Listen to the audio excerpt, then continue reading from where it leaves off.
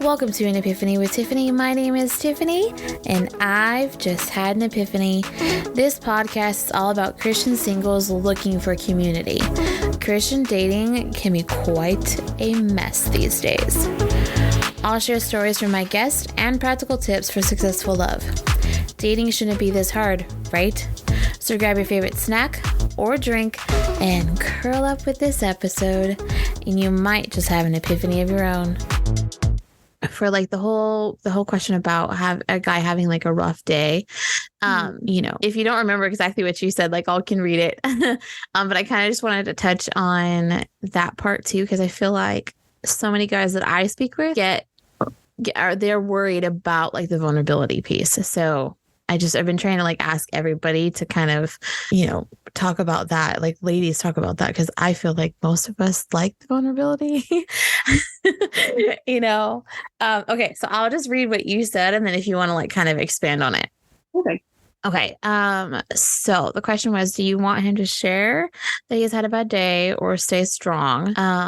There can be a lot of pressure for guys to hold it all in.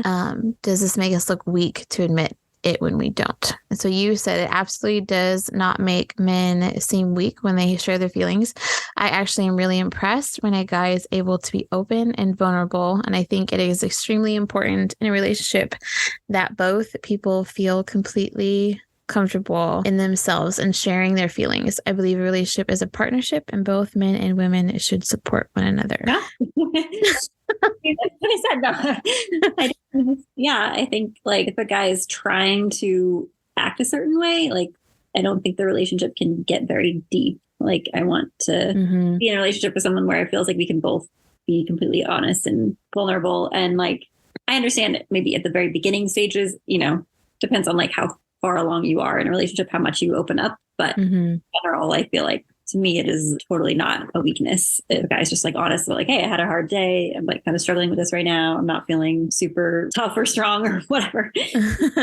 Yeah. Insert thing here. Yeah, I agree though. I'm very much just share it with me. I would rather know.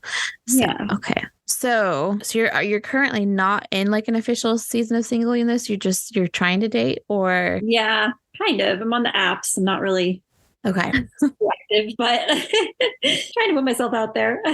Yeah. Okay. Same. The apps are just a whole thing though.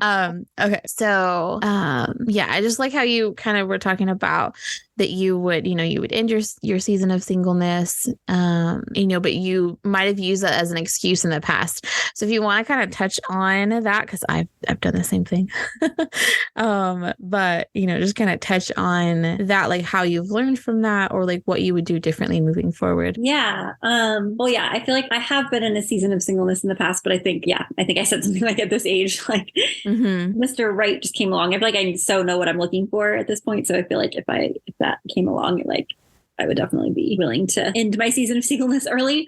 But I think I may have used that in the past. I don't know. I need to work on like being more honest with guys about like rejecting. That's just something that I'm struggling with. And like actually been listening to the What Men Think podcast, hearing that over and over again, like, okay, that's a problem that I have. Like, so I think it can sometimes feel easier just saying, like, there's somebody from my church that I feel like, I guess early on, I might have said something like, I'm just not dating right now. And I think I assume that guys will like get the hint. Because I feel like I would, if I were like, I would just be like, oh, like they're not really interested. They're just trying to be nice, but like, that's not how it works. So then like, I've gotten more clear with him that I'm just like, I'm really not interested in you. And I feel like it's so rude to spell that out, but like probably nicer in the end of the day, just to be super clear. So. Yeah, for sure. I think that's one of the biggest things that I've realized from listening to the What Men Think is how much they actually would just rather us be a little bit more blunt and be like, hey, I'm not actually interested in you. Because again, like you said, I would be like, oh, okay, they're not interested. Like that's the conclusion that I would come to myself, but apparently they don't think that way. So I was like, oh, okay. Because myself too, like I said, I've used the dating, or like I haven't really used the words in a season of singleness, but I have like, I'm just not really looking to date right now, that kind of thing. Right. But again, like I've don't know why I didn't realize that guys would rather it be a little bit more blunt and in your face and be like, I'm just not into you, but anyway, I love that that's the thing that's kind of coming out of what men think so far. Yeah. I'm a couple episodes behind this week, but it's okay. But I've really been enjoying the series, which obviously why I'm doing this one. But it's really, really cool. Okay. You know what's funny is everybody has been saying basically just ask if a guy wants a hug. I'm like, me too. I don't know why that's a thing. I'm just like, just ask me for a hug or just come and hug me and I'll hug you back. But anyway, I just thought that was an interesting question though, that I was like, I'm going to leave this one in here because I'm curious to see what all of us women think about that particular one. Yeah. Okay. So the filters question, like as far as pictures. Got a little passionate about that one. Yeah, I know. When that one came through, I was like, I know why he's asking this question, but I feel like this might set some ladies off, but we'll see.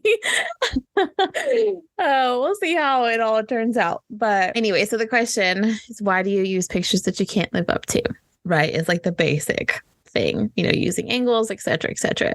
And so, like I personally have also, like you said this, but I've also been told that I look better in person. Like most guys don't, not that they don't like my photos, but they are like, oh, well, we think you look prettier in person. And I'm like, well, thank you.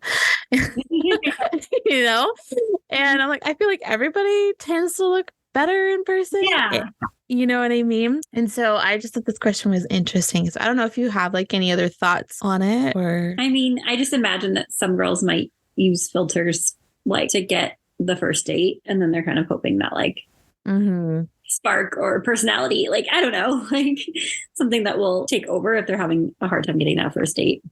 And it's just our society is so like so much pressure to look perfect. And but in general, I feel like it isn't really wise to do that. So I'm surprised if there are a lot of girls doing that. But. Exactly. I'm like, I guess because we're not on like the apps from the guy's point of view, right? Like we can't see the other women.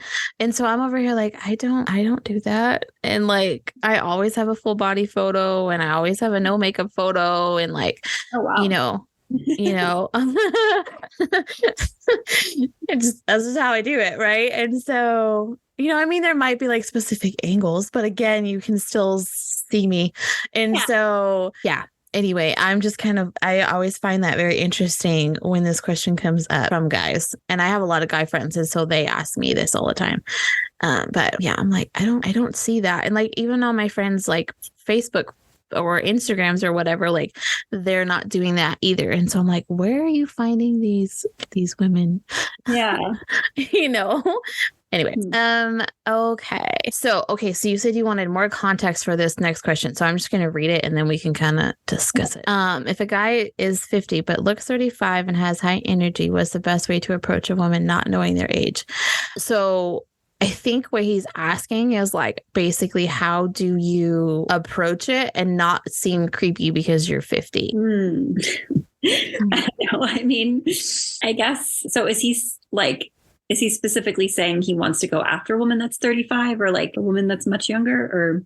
No, I think I think his point of view is like, because sometimes you can't tell how old somebody is, right? Like just by looking at them, because like he looks younger, right? Where like some people have said that I look like way younger than I am and other people think I'm way older, and so I'm like, no, so I think that's what he's trying to figure out is like, how do you make the approach when you honestly have no idea how old this woman is and not appear to be like, weird or creepy or anything like that. I think if the woman is, I don't know what would be considered creepy, but like, obviously like in college or something, like then she finds out that you're 50, like that's a little weird. But like, otherwise I feel like if she looks like she's like, I don't know, I'm 37, like 50, I would be open to 50, like at this age. Like, I mean, it's a little bit above what I would normally be looking for, but like, I wouldn't be creeped out by that. So if, I don't know if he can kind of gauge, like, yeah. And then if she's creeped out by it, like, whatever, like, no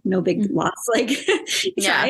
Like, I think just approaching just like anybody else. And then, age would hopefully come up like fairly early on, or he can make some kind of like comment to like suggest age. Yeah. Exactly. I would agree. Me, I'm like, just ask. just ask flat out, like, hey, how old are you? I mean, that's what I do, but because I like to be direct. So, yeah, just be direct. Okay, cool. Okay. So like the whole first date question and like spending a lot of money and things, if you want to just kind of like, I guess, reiterate your point on that. If you remember like what you said. Yeah, I thought that was a good question, because I feel like for me personally, like I view a first date, especially if it's like online, like, I'm not a person yet, like as just literally just a way to meet somebody, like not even really a date, like it's just like super casual. So I think it's almost a little bit weird if a guy were to like take me to a fancy restaurant or like something that's expensive. So I think that I don't see that as being cheap at all. Like I think that's just understandable. And then like later on, it'd be nice to be taken on nice dates, but especially for like the first date or two, like it gets totally makes sense. Being low key and pay. I always offer to pay. Like it's always nice if the guy pays, but at least it's nice to know if it's coffee or something, like he's only spending a few dollars. Like I don't know. I feel weird if it's a lot. Yeah, no, I agree. I feel the same way. I'm like, do we have to go there? We could just go get coffee or like drive to the beach or something, So that kind of brings up another question. Like, do you feel like there might be too much pressure either put on guys by society or their perception of like dating to make it seem like the first date has to be like this big deal? Yeah, I don't know. I mean, I don't know what it's like for guys, but I feel like just from listening to podcasts and stuff, it seems like women are very torn on like, even I've heard about like some women are like offended if the guy offers to pay. So like, I feel like I feel for guys in that area, because it's like, yeah. And some are like, oh, she's too cheap. And then others are like me, where it's like, that's kind of weird if you're asking me to do something expensive. And then I feel like I just try to have grace in all areas on that, because it's not that big of a deal to me personally. So like, yeah, I think there's probably just a lot of differing opinions out there that the guy doesn't know what he's going to get. Valid. I think like sometimes these things, especially, well, maybe you don't want to talk about money like too soon, but as far as like bringing up the first date, maybe what we all need to do, and this is just advice to anybody listening, maybe what we all need to do is just kind of have that frank conversation, of like, I'm not going to think you're cheap if you want to just go for coffee, or, like, kind of set that precedence. And so then beforehand, it's already talked about. And then when you get there, it's not awkward, Right. like if you have, for me, I love when that guy pays, but I will still offer, right. But I guess like the way to handle that better would be like, hey, we're going to go out. You're planning this date. Can we have this conversation about, do we want to go Dutch or, whatever, like, because then that takes hopefully takes the awkwardness out of it. I don't know. I feel like there might still be some guys that would be offended that I even asked, but then again, maybe he's not my guy. Okay. Oh, so you haven't really like had like many guy friends that are like platonic or anything like that? No, I've always had guy friends, so it's always interesting to me to find women who don't. I've always been one of the guys, so I guess that's probably why. Yeah, I have more, I guess, but I do agree that it is pretty rare to find like male and female friends with zero feelings on either side. But I feel like that's where boundaries kind of, come in, and like having that conversation of like, hey, this is just friendship before anybody starts catching feelings. Yeah. Okay, so how can a guy be more intentional when he is interested in you? Remember what you said? No. Okay. You said, I like a decent amount of communication, not overwhelming, but consistent. Regular checking in and always talking about the next time we'll talk or meet up, showing that he really wants to get to know me and asking lots of questions. Yeah, I think especially that like, kind of not leaving it like up in the air for too long in terms of like, I want to see you again, like making it clear. Like, I don't think that's be like, I want to be exclusive on the first date or whatever, but just like that, I keep wanting to see you. I want to keep getting to know you, like making it clear that he's planning dates. And then hopefully like, yeah, moving things along after a certain amount of time. But also it's interesting because I recently like met someone that was very intentional about like meeting me and stuff. He had to like fly out. Oh.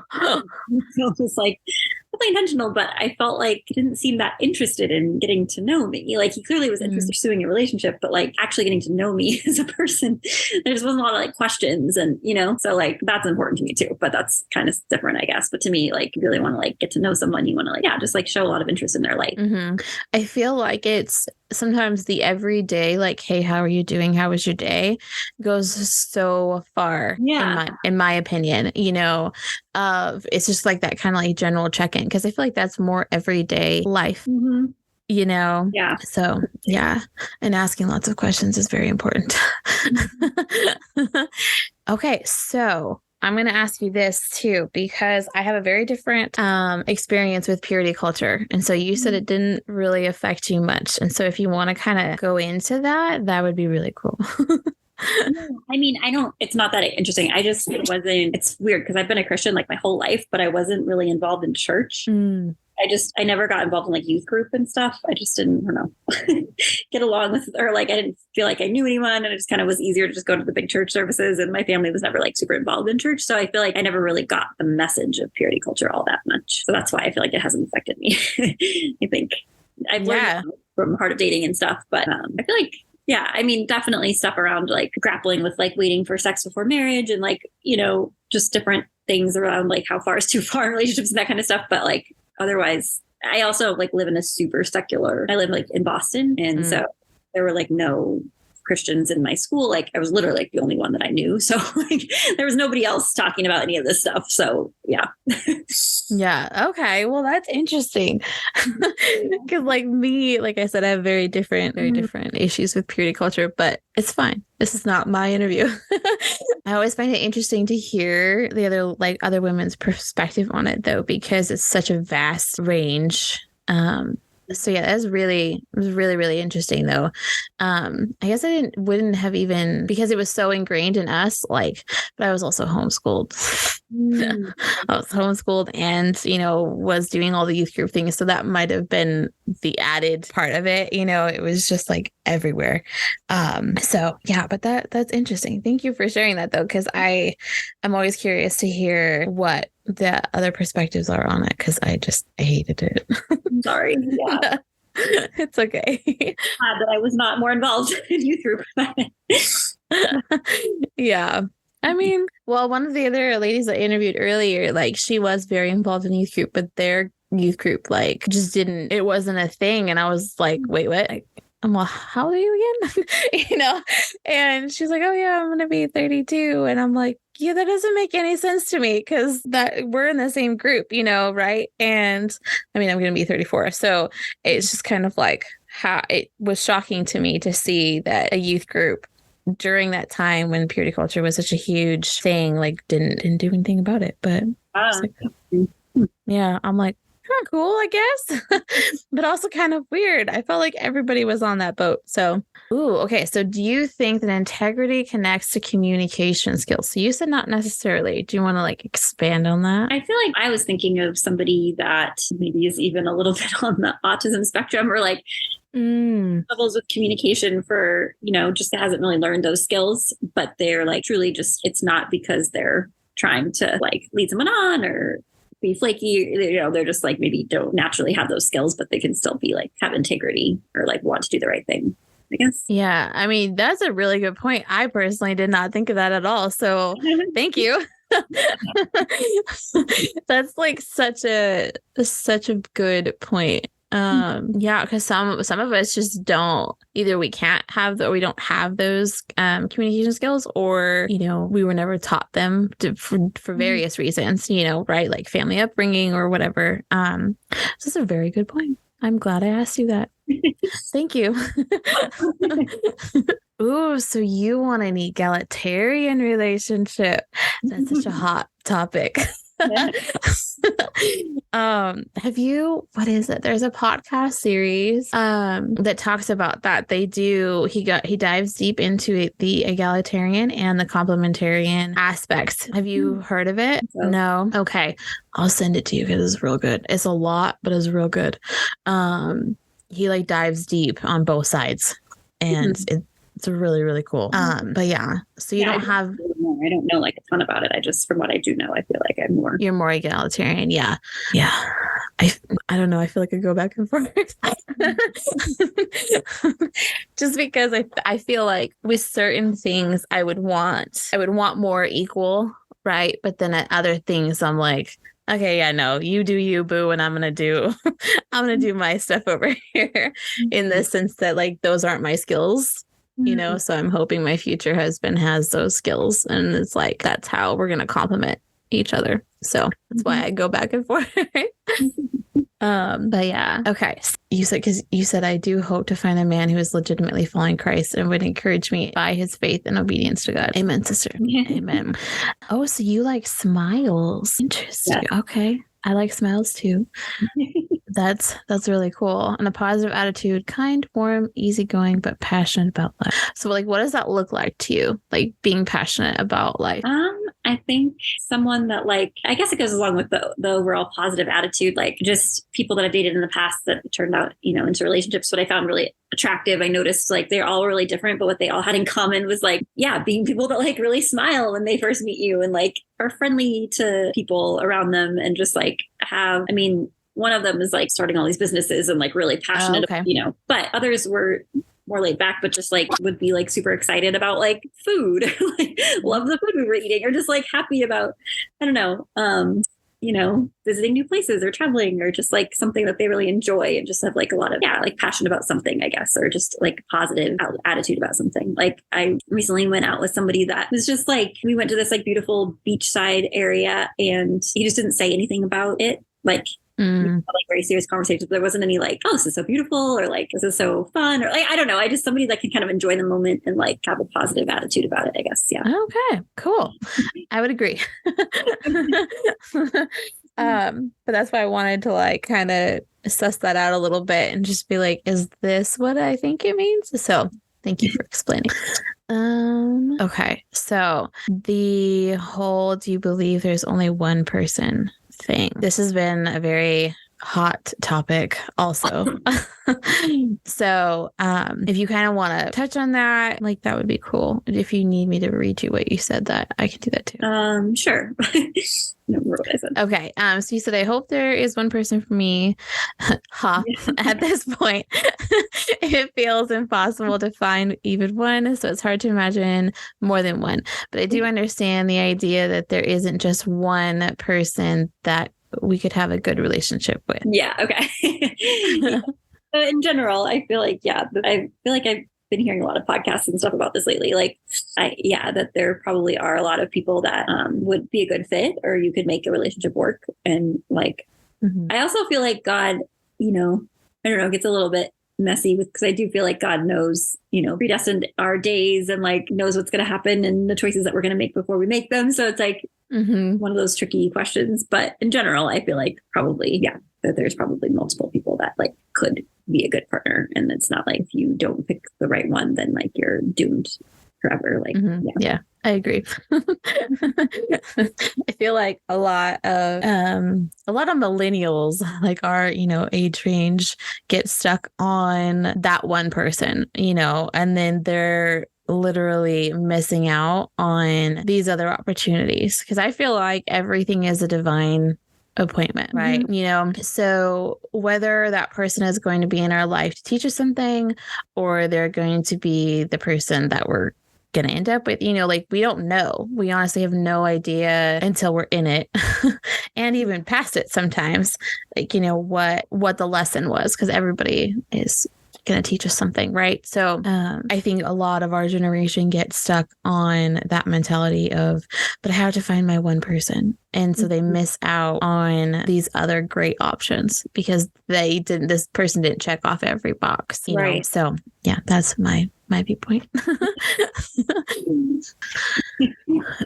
Okay, so what does a provider look like to you? You said somebody who works hard at whatever they do, has a stable career or vision / passion. They are pursuing wholeheartedly and financially savvy. Is there like any other aspects of like being a quote provider that stick out to you? I mean, I guess it goes back to, I have more of like a probably modern view of relationships a little bit, but like, cause I, plan to work probably just cause I like to, and also like in this economy, it's hard not to have income.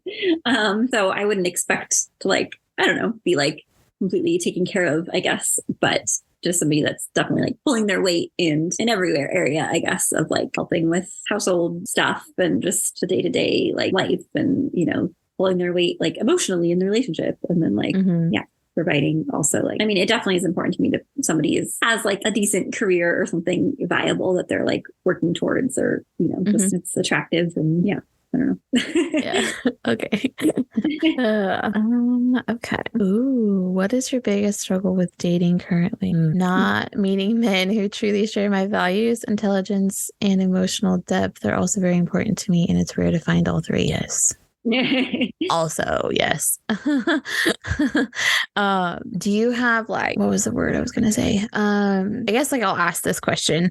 At your current like church, do they have anything that's like for strictly singles, or is it just kind of like a free-for-all situation? They don't. My church is actually really small. Okay. Like maybe 40 people total. Wow. So, yeah.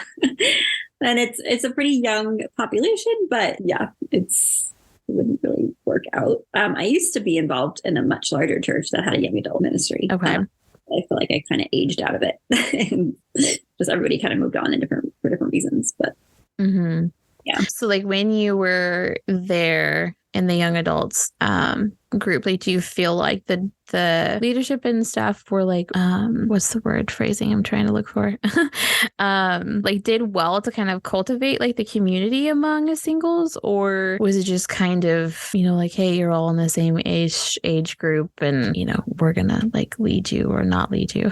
Yeah, that's a good question. Because I was involved for quite a long time. And I thought the leader was great, like in terms of he would like have sermons, and he leads a church now on his own. And like, I think he's a really talented pastor, and like the topics would be relevant for our age group. But yeah, socially, and it's tough. I don't know how they could do this differently, but it felt very cliquey, and it took a long time to finally like find my group of friends. And then in terms of like dating, there's just way more women than men, which is a common thing. And it felt like, there were a couple guys that all the girls were kind of interested in, and like, just, I think there was a sense of competition a little bit among the women, which is just natural, I guess, but it's kind of strange. So I agree.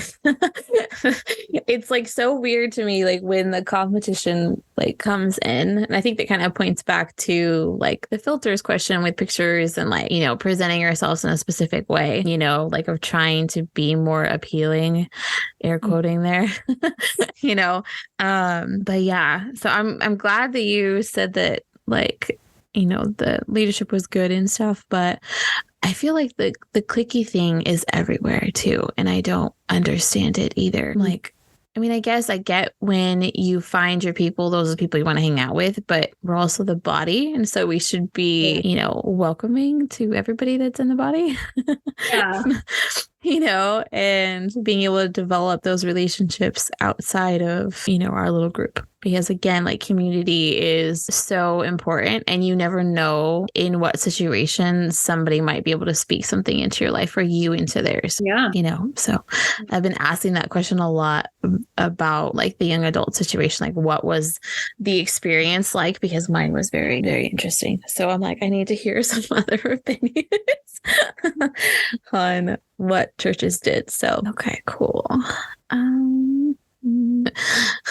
How many times have you been rejected? Lots. Online dating, yes. Same. That's why I hate the apps. There's such a struggle.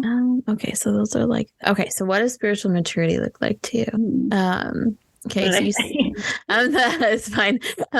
You said compassion and empathy for others, sincerity and authenticity, prioritizing prayer and personal time with God, genuinely seeking to build relationship with Him and to follow Him.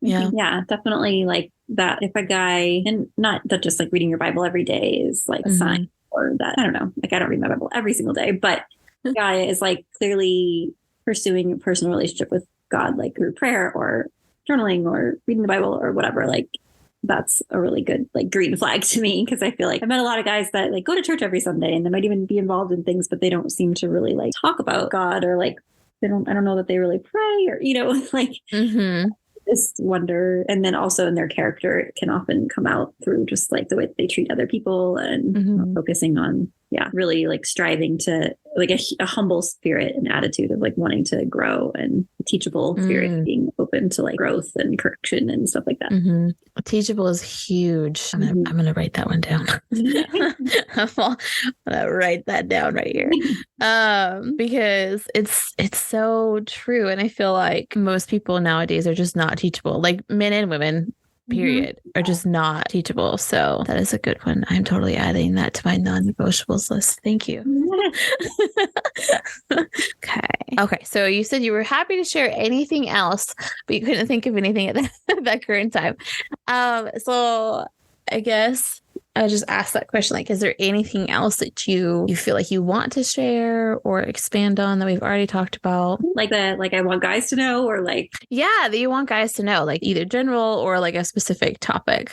Take your time. Yeah. I don't think of anything really. I think it's just like, I don't know, like I keep going back to this person that I just kind of dated recently, that's like really trying to find, and I hope this obviously like probably won't make the cut anyway, but like between us, see if something comes out of it as I process out loud. Like really, really wants to find a wife. Like, and he has all these things, like he's got career and he's like good looking and the house and like money and like, you know, just like all the ducks in a row and like good hobbies and travel and all the things. And it's like just not sure like what's missing. And I feel like, I don't know that it's not all guys are like this, but there's like this piece of like listening and emotional like connection that is just like missing. And I think probably a lot of guys just, and it's hard, I don't know how to like change that, but this guy was actually in therapy, which I was really impressed with. And to me, like I'm impressed with guys in therapy, or like doing things to like work on themselves, you know, or like be aware of like, how women can be more sensitive, or like, just that they can learn more about their own emotions and like be introspective and vulnerable and all that stuff. Like that's like really important to me and like attractive to me. But I think like guys are not taught to be that way. So I get that it's like really hard to then in a relationship with a woman, like have to learn all this stuff. They can like get ahead on that and like working on themselves. Like that's really attractive to me. Put them ahead of the game. That checks off this big box right here. Okay, cool. I appreciate that, because I would have to agree. Like for me, I'm an oversharer. I'm also an overcommunicator, and like I kind of need somebody to balance that out in me, you know, but also willing to be vulnerable, because if you're not being vulnerable with me, then I'm just over here like giving you all of this, and like there has to be, you know, a give and take. Yeah. Right? Yeah. Okay, cool. Well, thank you. I appreciate all of the opinions. Hey, thanks for listening. I hope you've enjoyed the stories and the perspectives that were shared in this episode. Please share it with a friend whose dating life might need some help. Wink, wink. If you want to connect with me on social media, you can find me on Instagram, TikTok, and Twitter at An Epiphany With Tiff. I really hope to see you there. There are multiple ways that you can support my show. You can pray for me, rate, review, and share any episode that you love. Or you can even financially contribute by going to patreon.com/An Epiphany with Tiffany. Until next time, I'm Tiffany, and I hope you just had an epiphany.